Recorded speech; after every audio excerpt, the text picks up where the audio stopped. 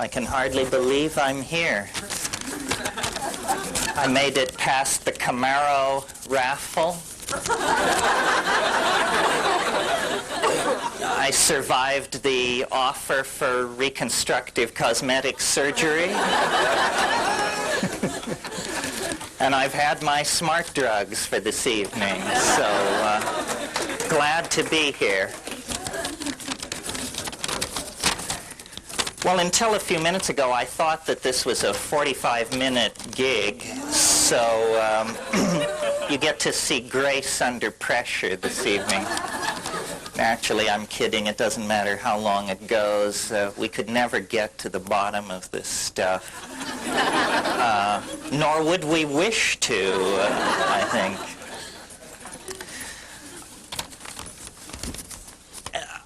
By coincidence, merely, I became 45 yesterday.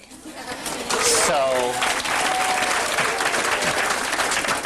it's sort of a good moment to do some summing up. So in thinking about this talk and knowing as I did who would be here, I thought that I would sort of orient the theme toward distilling the psychedelic mind, which is a way of talking about the psychedelic mind, but also trying to, considering the amount of money you paid for this session, give you the entire shtick in one fell swoop, so that you would never have to attend a Terence McKenna lecture or workshop again. You can just move past that, turn the page on that kind of thing in your life. And I think it's coming together for me. I don't know whether it's writing these books. Was a very nice introduction here tonight, and the whammy in it was, after 25 years of being ignored by straight publishers, or publishers of any sort for that matter, it appears that I'm on the brink of entering the marketplace, if not the mainstream. So with your help and word-of-mouth advertising, maybe I can continue to meet my mortgage obligations. Okay, let's cut to the chase. Enough of the obligatory clowning around.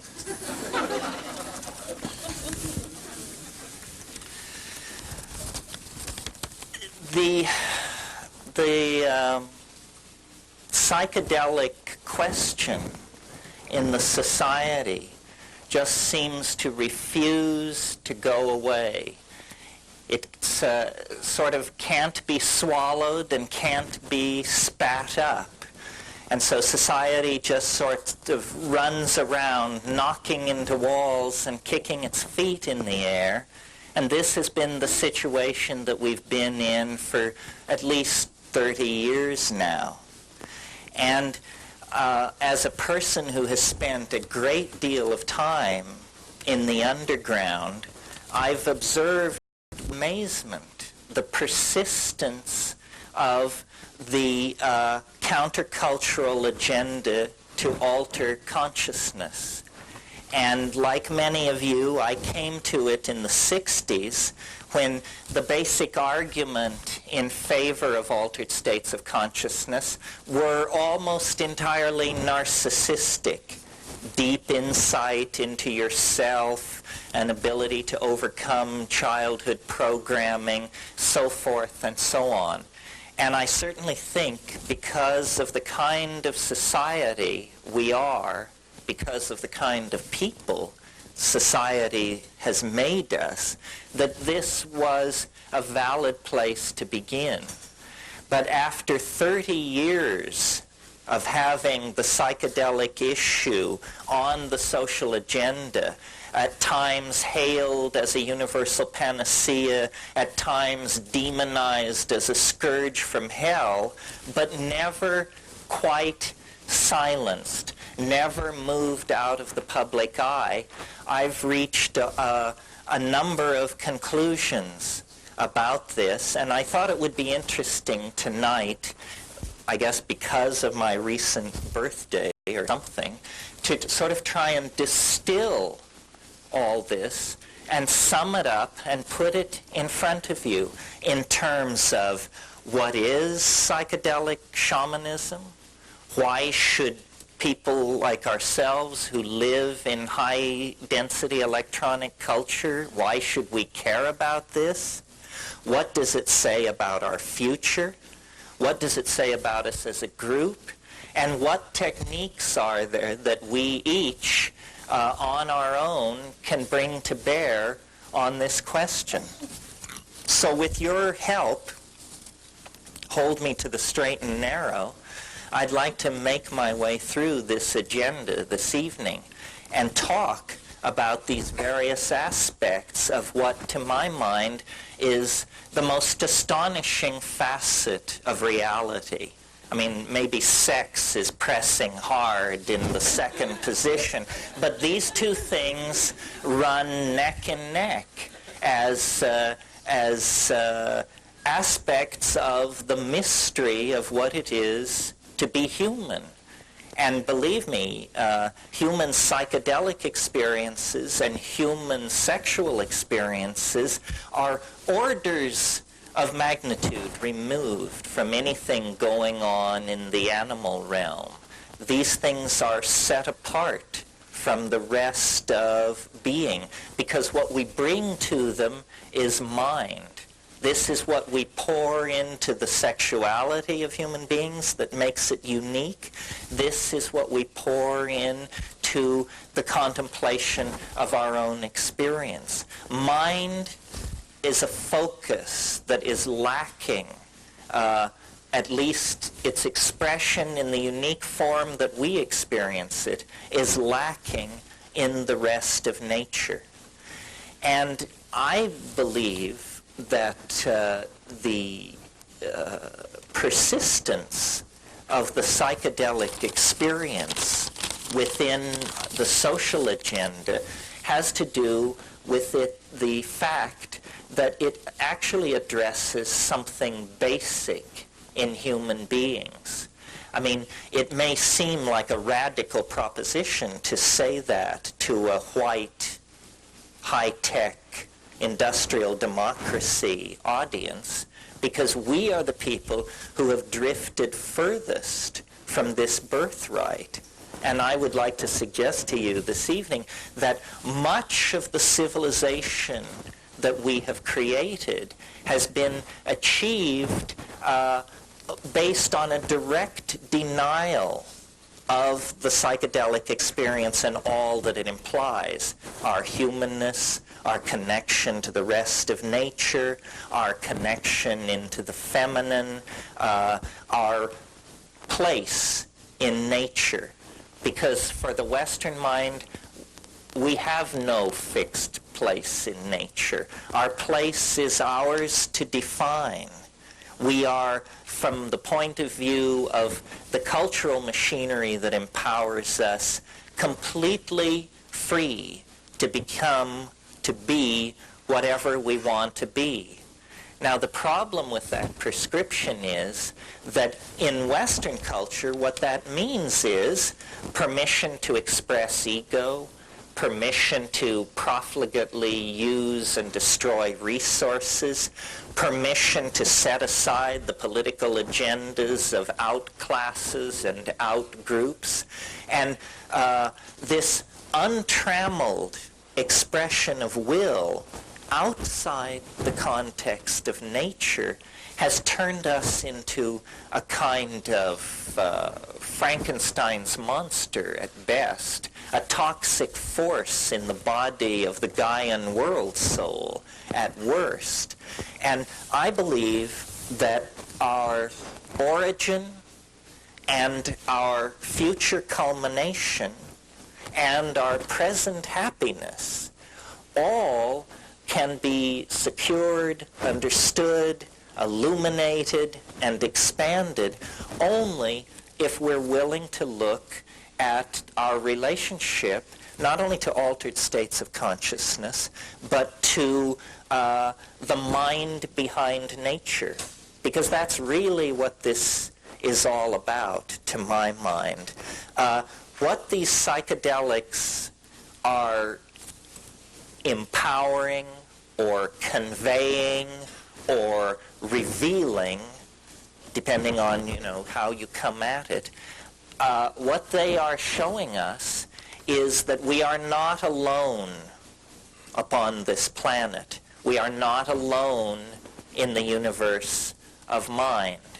And I realize this is a soft audience to preach this in, because there are probably people within the sound of my words who sincerely believe they were once citizens of Zeta Reticuli.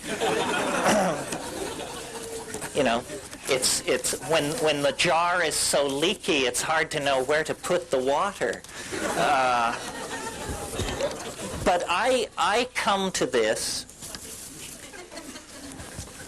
as a show-me kind of guy. And so, though my conclusions may sound as flaky as anybody else's, it was hard for me to get this flaky. I didn't embrace it. I was forced to it. And this method works. You see, there are two ways to get flaky. You can just get flaky, which takes no effort at all, you just announce you're a walk-in, start eating wheatgrass juice, and, tithe to Maitreya. Or you can get flaky by testing the edges, by stretching the envelope of being. And this works for the most hard-headed among us. The aerospace insurance adjuster mentality is not only who I'm speaking to, but who I feel I represent. Because, no kidding, really. At age 18, I was a Marxist, an existentialist. I had ambitions in the field of aeronautical engineering, so forth and so on. And I discovered that you can take that kind of a mentality out into the theater of real experience, and you can come back a space bunny just like everybody else. So what that means then is that a straight person, and I speak as someone from the 60s with apologies to all our gay friends who later appropriated that word, because when I say straight, I mean unstoned.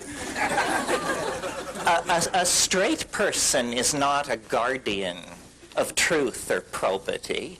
A straight person is simply a frightened proto-flake. You see?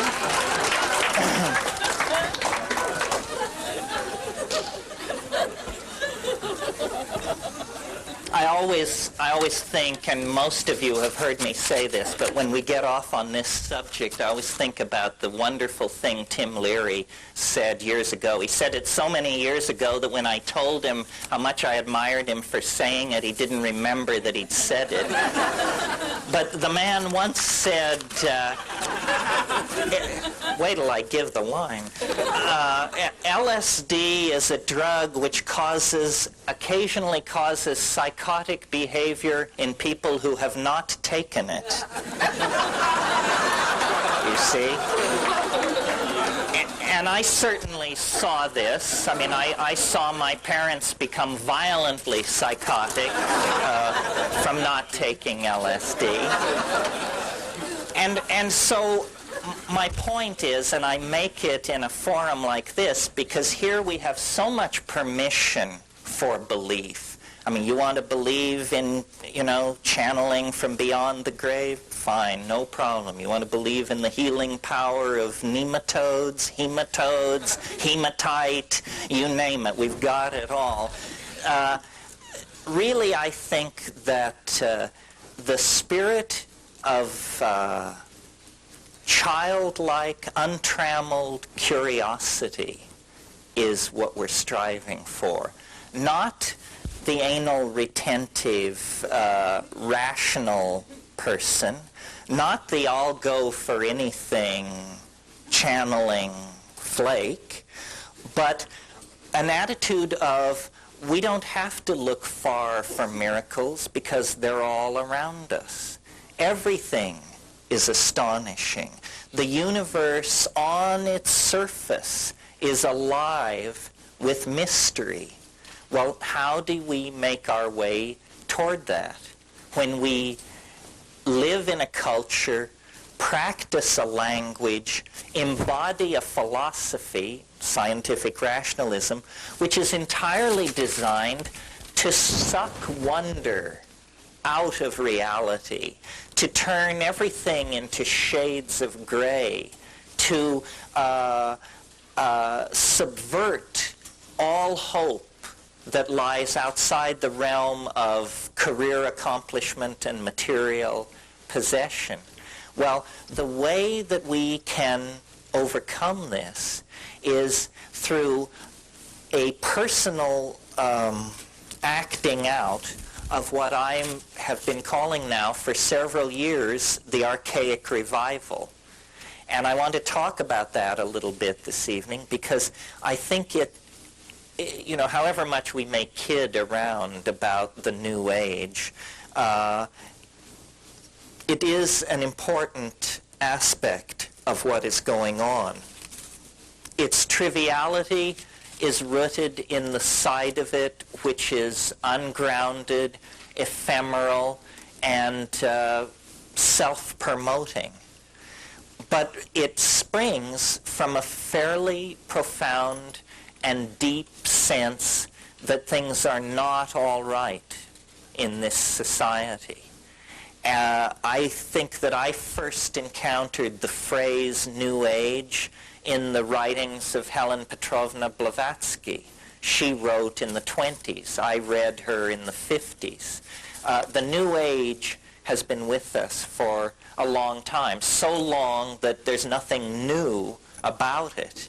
And in fact, the reason I call it the archaic revival is because I think we can understand this movement if instead of accentuating what about it that is new, novel, and never before seen, instead we emphasize that this is a profoundly conservative impulse.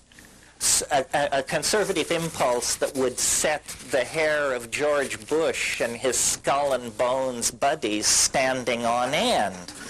Because when we talk about conservative, we're not talking about returning to the era of Eisenhower. We're talking about returning to the era of Isis, Astarte, the great horned goddess of the high Paleolithic.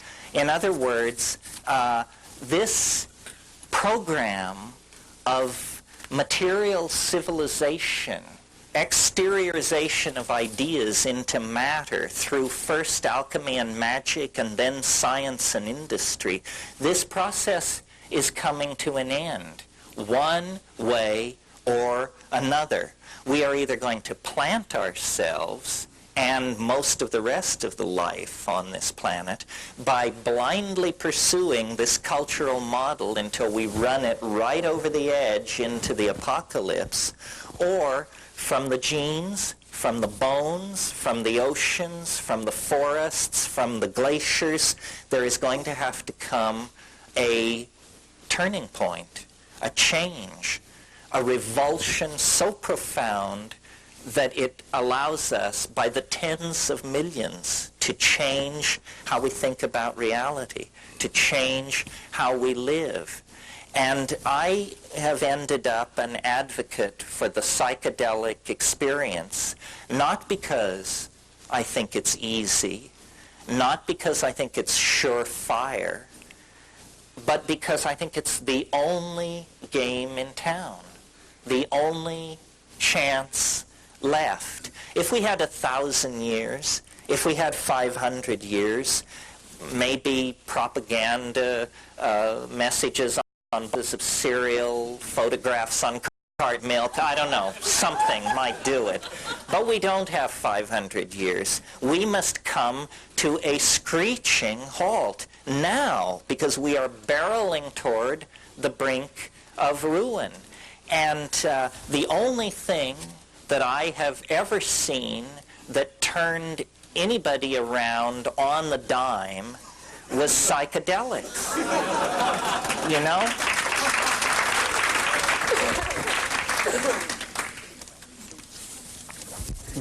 The talking cures invented by Freud and Jung at the beginning of this century, it takes years. Sometimes it never happens.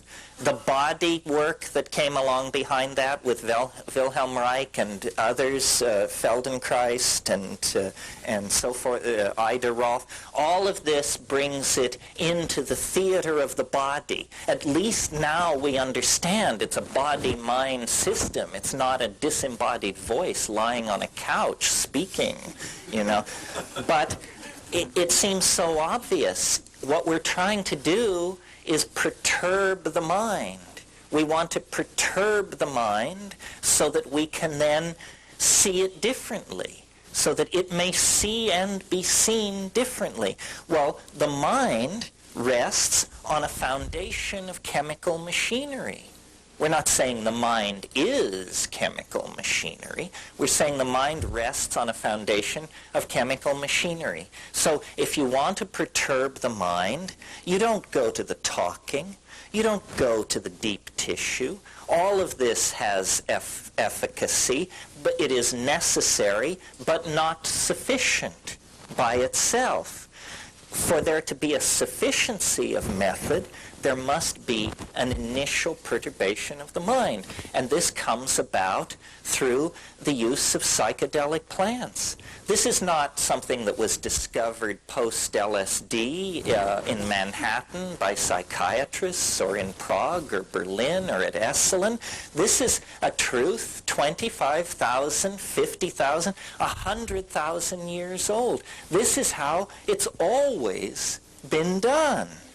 Only in the last 6,000 years on the European continent and those civilizations that are the children of Europe has there been any other approach to these problems.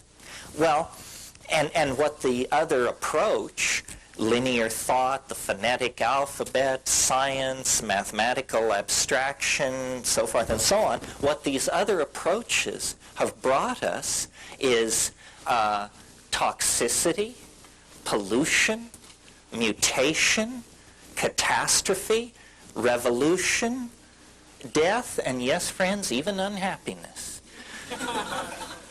It hasn't worked. Western civilization is now crowing over the fact that the only opposition it ever had, which was Marxism, a pathetic, weak sister, has now collapsed upon itself. Well, there should be no congratulation in that, because the contradictions which undid Marxism lie in wait to undo this society as well. Both societies are materialistic. Both societies define human beings and treat them as things. And the fact of the matter is, Western civilization at this moment is a loaded gun pointed at the head of this planet. And we, for all our pretensions to a sensitivity to the presence of vitamin C or zinc in our diet or all the rest of this malarkey, we are the major prevaricators of this situation. So a certain obligation rests upon us.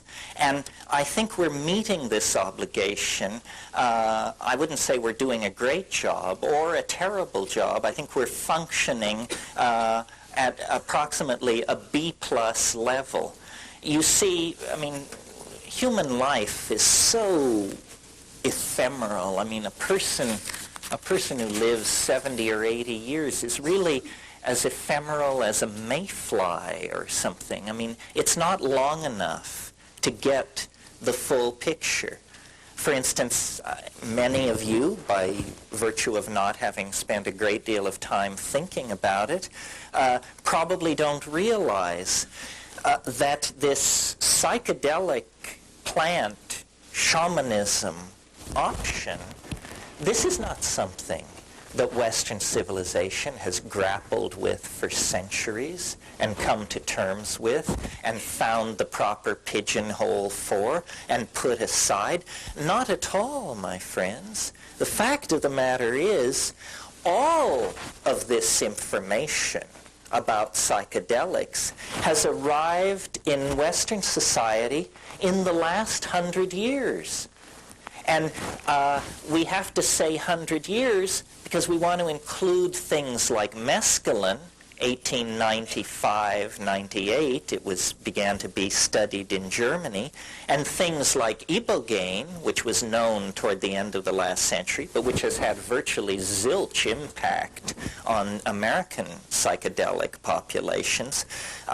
So we have to say the psychedelic option has only been an object of the Western mind's curiosity for approximately 100 years.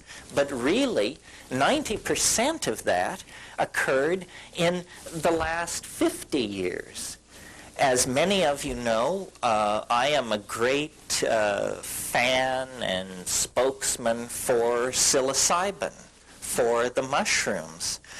The mushrooms that I am so stoked on were discovered in 1953 by Gordon and Valentina Wasson in Huautla, discovered in 53, made absolutely Schedule I illegal in 1966.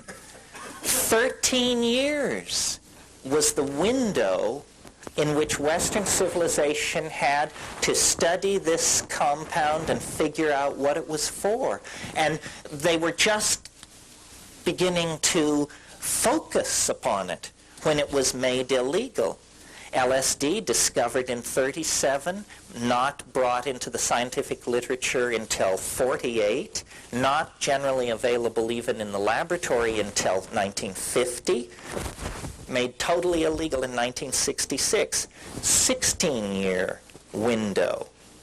Think about the fact that when LSD was legal, psychiatrists, professional researchers were consistently reporting cures of chronic alcoholism with one 500 gamma dose. One dose. Cure, like a 50% cure rate without recidivism for chronic alcoholism. Spectacular findings were being reported.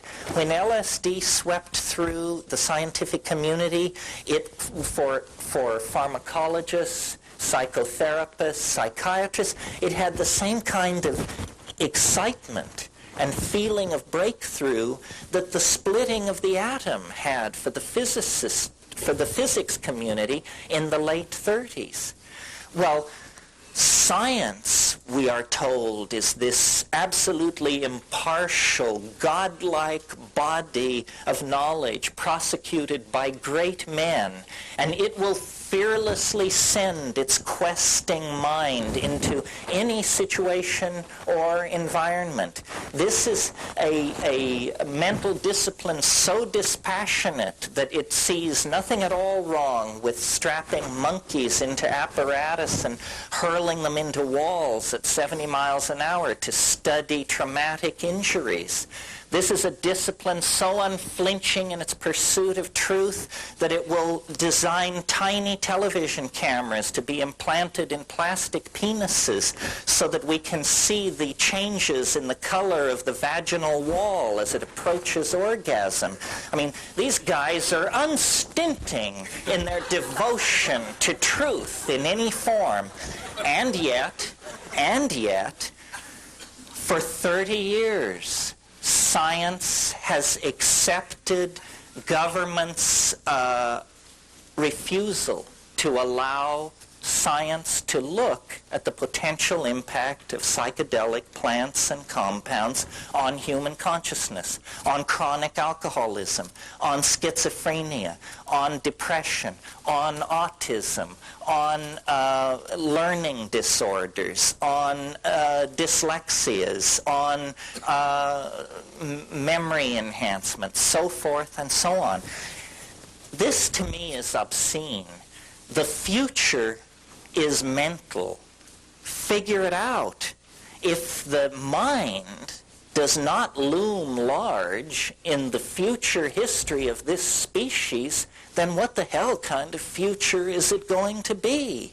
I mean, this is our crowning glory, our aesthetic sensitivities, our ability to create values that are not simply based on the next meal, the next sexual encounter, the next empowering social move, but an ability to create social values based on creating a viable future environment for children, creating a viable present environment for the less fortunate among us, creating a social safety net so that the more maladaptive of us are not reduced to living under bridges and in abandoned automobiles. I mean, these are the things which set us above the apes. These are the things which take us out of the context of organic nature and make it seem as though, hey, there actually are some transcendental values being maximized here. There actually is something going on within the human family that if it were to be lost, fumbled away, compromised, or destroyed, the universe would be a poorer place for it. Truly a poorer place for it. And I think we take our humanness too much for granted.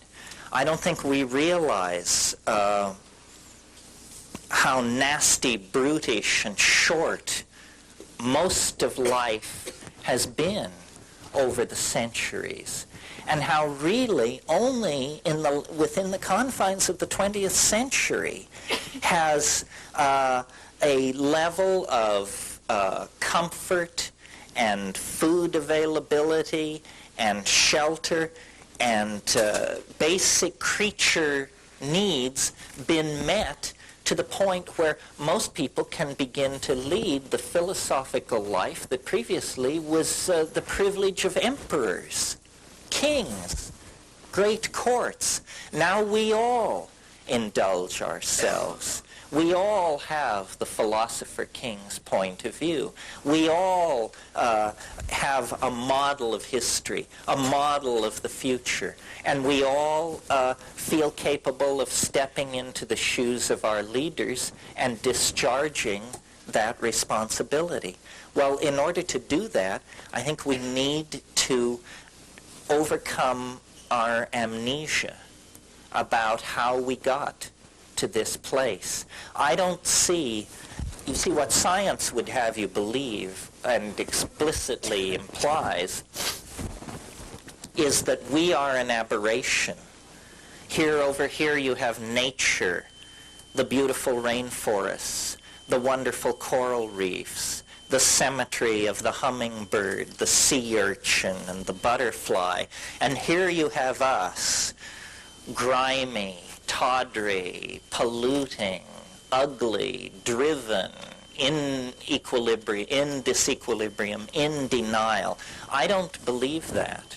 I believe that this kind of thinking that breaks humanity away from the rest of nature is the first of the great disempowering myths by which the Western mind has enslaved itself. And we are not outside of nature. We are not a runaway toxic process. We are not a mutation. We are, in fact, that part of nature which has been deputized for a purpose. We are the energy gathering aspect of the Gaian mind. We are the language forming capacity of nature herself. You may know the concept of a catalyst in chemistry. A catalyst is something which, when you stir it into a chemical reaction, the reaction proceeds more quickly, but the catalyst itself is not destroyed. And this is what I think we are. We are a strategy on the part of the Gaian mind to produce an effect that would otherwise take much, much longer to produce. The main effect of the presence of human life on this planet has been to vastly accelerate the speed at which nature is able to creatively express herself. And I would like to believe that this fragile thing which we call humanness, which is nothing more than a set of interlocking ideas which we share, ideas about caring and responsibility and generations yet unborn and obligation to the integrity of the earth and so forth and so on. I would like to believe that these things arose in us in a very, very brief window of opportunity.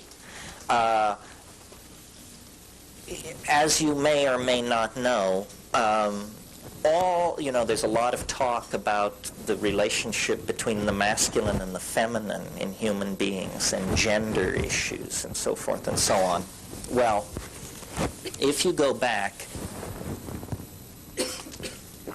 into the primate line, what you discover is primates always have dominance hierarchies occupied by males.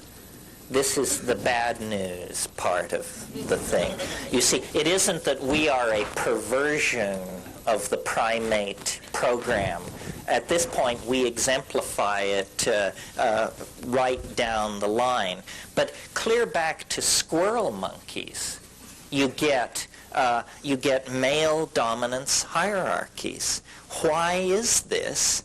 And why then is it even an issue for us? Why don't we just blindly accept it? I mean, there isn't a woman's liberation movement among termite societies or, among reindeer herds. So why are we so discomforted by our attitudes toward each other? Well, I believe it's because we actually created, at a certain point in our history, a kind of paradise. We actually solved all the problems which now bedevil us 20 to 15,000 years ago. And how this happened, and half of you, I hope, are amazed, and the other half will groan because you've heard it so many times before. What happened is an evolutionary synergy that occurred on the plains of Africa sometime over the last 100,000 years. It's that as the African continent dried up, our remote primate ancestors were forced out of the trees and onto the African grassland, where they were in an environment completely different from the kind of environment that our ancestors had been living in for millions of years. Gone were the fruit-filled bowers of the climaxed canopy of the rainforest. And instead, what there was a grassland with very little cover, a very restricted flora and fauna, and into that grassland pour these hungry, displaced, dispossessed, formerly fruitarian primates.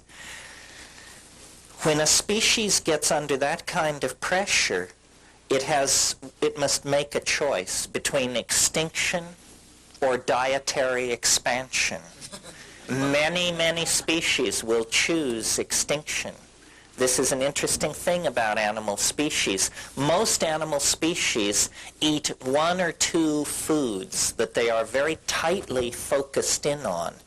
The reason for this, if you're not an evolutionary biologist, is it's a strategy for avoiding mutation. You see, all plants have a tendency to protect themselves from predation by producing toxins, mutagens, poisons is what we're talking about here. So an animal species will evolve a preference for just one or two food sources, and then it can hold its exposure to mutagenic agents to a minimum. Now, our species, when we moved into that African grassland situation, were plastic enough, malleable enough, that we decided, no, by God, we're not going to go to extinction because of the absence of papayas in this situation. We're going to test other foods.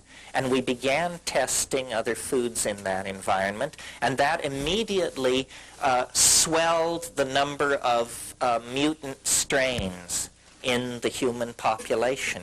Now, in this grassland environment, the number of new foods to be tested was somewhat limited, and the most spectacular and obvious of the unfamiliar food sources in this environment were the psilocybin mushrooms seen to be growing in the cow pies of the many different kinds of cattle-like ungulate animals growing up in that environment. And if you've ever been to the tropics and seen the Stropharia cubensis mushroom in its natural habitat, you can't miss it.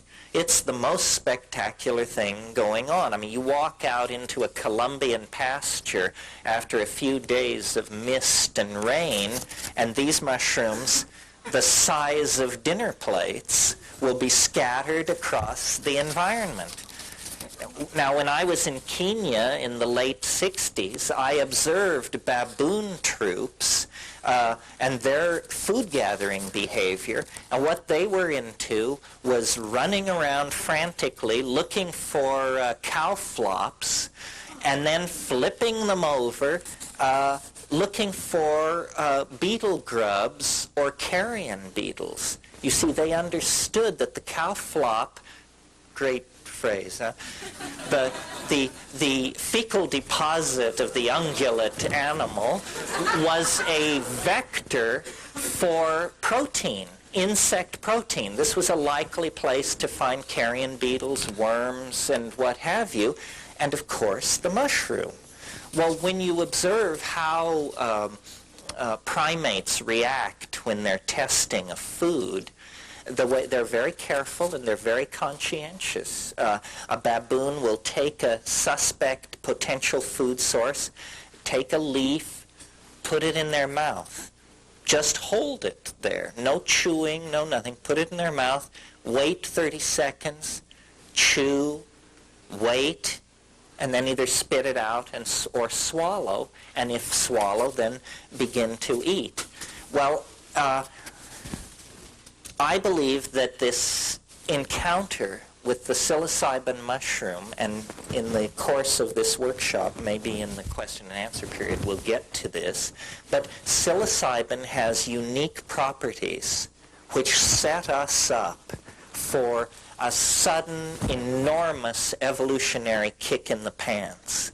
And we can talk among ourselves about whether this was just blind coincidence, good old chance, and aren't we fortunate for it, or whether benign extraterrestrials operating from their base on Zeta Reticuli were, we can save that for you. We don't have to get rid of it. Whether it was those shifty Zeta Reticulites or blind chance, whatever the force was, the exposure to psilocybin has three reinforcing consequences that are of tremendous importance for understanding human evolution.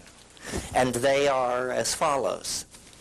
Psilocybin in very low doses so low that if you had taken this amount, you would not feel it, or you would be just slightly antsy. In other words, very low doses of psilocybin actually increase visual acuity. Means improves your vision with this stuff. Well, again, you don't have to be a rocket scientist or an evolutionary biologist to figure out that if there's a plant in the environment and you're a hunting animal and this plant improves vision, you're going to be a better hunting animal if you include this plant in your diet. And this is precisely what happened. Early human or proto-hominid hunters accepted psilocybin into their diet. It made them better hunters. Being a better hunter means being more successful at obtaining food. Being more successful at obtaining food means more of your children reach reproductive age themselves, and so you outbreed the non-psilocybin using portion of the population. Simple enough, right? On the next level, remember I said this was a three-step process where each step reinforces the other. At slightly higher doses of psilocybin, you get what's called CNS arousal, central nervous system arousal. Well, now, arousal is just what it sounds like. It's not only restlessness and alertness, but it's also a kind of horny, diffuse energy.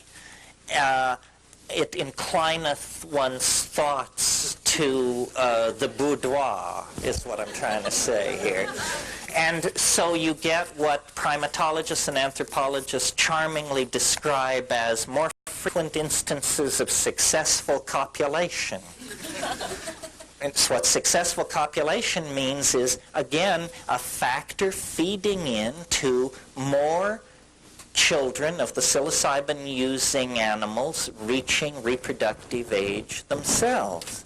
And then finally, and thirdly, beyond visual acuity, beyond sexual arousal, is the full-blown psychedelic tremendum, the full-blown religious revelation that goes with the mushroom experience. A revelation of such depth and breadth that we, 20,000 years later, with all our epistemic sophistication and our parallel processing computers and all this other malarkey, are completely in awe of, completely unable to come to terms with.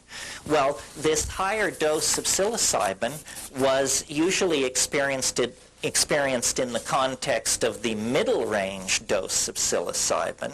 So it went on in an atmosphere of group, religious ecstasy, and orgy.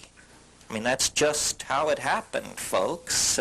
Orgy was a part of human sexuality before the invention of agriculture. I'm absolutely convinced of it. You see, the growth of the human intellect over evolutionary spans of time is a kind of conquest of dimensionality. And the conquest of dimensionality that gave us agriculture, unfortunately, gave us male dominance and patriarchy. And the reason for this is not far to seek. A new intellectual horizon of cause and effect was being explored. Women, who were the gatherers in the hunter-gatherer equation, were realizing for the first time the causal relationship that exists between burying a half-eaten meal over here and coming back a year later on your annual nomadic peregrination and discovering food plants growing where you buried your uneaten meal of a year ago. In other words, women came to understand the relationship between the act of planting and the appearance of usable food plants sometime later. At the same time that this was going on, men were making the connection between the fact that the sex act had something to do with the fact that 9 months later a woman would bear a child. And in a way, this was the beginning of the straight lockstep march into hell. Because once men had this notion of male paternity, it became more important to know who your children were than it was to participate in the orgiastic, group-minded bonding that had previously occurred. And once you have the notion of my child, then it moves naturally to my woman, my weapons, my food, my hunting ground, my everything. The recognition of male paternity gave permission for the growth of ego. And ego, and this was all a continuous thought, those of you who doubted, this was all a continuous thought. Ego is our problem, and we always had it when we were squirrel monkeys, howler monkeys, proboscis monkeys, and all that. We only lost it in that very brief window of opportunity, maybe 20, maybe 30, 40,000 years long, when, as we evolved into the grassland, we included in our diet essentially a drug which corrected our primate nature, a drug which suppressed the expression of male dominance, a drug which promoted an orgiastic sexual style that promoted group values. Because you see, and this is the point to my mind about psychedelics, what they do, not my trip or your trip, which we could spend hours trading stories about, but when you try and talk about what is the effect of the psychedelic experience, not one or two of them, but 100,000 of them, what generalizations can we make? The generalization that I have found most powerful is the psychedelic experience dissolves boundaries. That's what it does. And boundaries are what chain, diminish, define, and degrade us. And we are always creating them, and we are always struggling with dissolving them. And the ultimate boundary is this belief in the sanctity of the ego versus everything else in the cosmos. And I believe that that the ego arose in a context of language, culture, religion, and so forth, simply because we evolved in the African grassland, and the climate itself underwent changes that eventually placed the mushroom out of reach. And this is why the fall into history. This is what that Genesis story about that I call history's first drug bust. This is what it's about. I mean, isn't it a little peculiar that the Ur myth of our culture opens with a drug bust? It's the story of a woman, right? Those bad women. A woman who corrupts her roommate, and then they both get kicked out. And they break the lease, essentially, and they both get kicked out. And where they get kicked out of is into history. And I believe that the Genesis story, definitely told and created at a time when patriarchy was on a roll, is a memory of this break with this orgiastic, goddess-centered nomadic, cattle-oriented, mushroom-using form of human pastoralism. Now, notice in this scenario that there are no villains per se. The planet began to get dry, and that's what broke up this arboreal, papaya-oriented paradise in the treetops, where everybody was male-dominated and mindless as a tomato, but having a good time. The drying of the African continent broke that party up, created a mixed ecology of forest and grassland, into which the primates then evolved this fascinating relationship with the cattle, you see. And much of what I say here is orthodox evolutionary theory. It's just the part about psilocybin that nobody else will touch with a 10-foot pole. But moving out into the grassland, testing foods, accepting psilocybin into the diet, and then creating, based on the interruption of the natural tendency toward male dominance, it was fixed 50,000 years ago. A pharmacological intervention on the entire species created then a situation of partnership. The women were the gatherers, the men were the hunters. This had to do with promotion of different body types that had was already well established in these primates. I mean, you get this throughout the primates. The large male, barrel-chested, the more diminutive female, and the females largely more social than the male. The males hunt. And in the proto-hominid situation, this was certainly true. And hunting, as you know, if you've ever done it, places a great premium on stoic waiting. That's the hunter's job, is to sit down and keep your mouth shut and watch silently until it's time to make your move, and then move ruthlessly, without question, with attention. Women had a completely different set of pressures and constraints on them.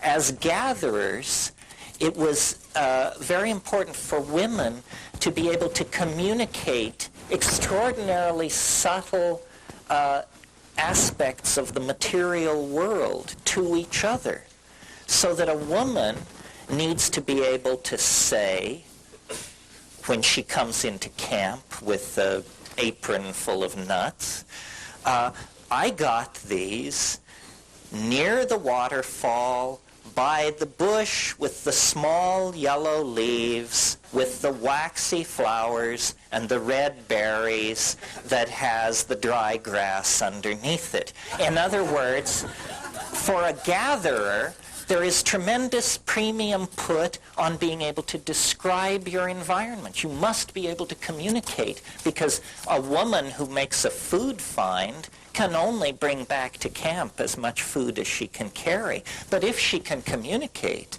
to her sisters what is going on, then no problem. So language, I believe, largely evolved as a prerogative of women. And this stoicism and ability to tolerate uncomfortable conditions was evolved by men.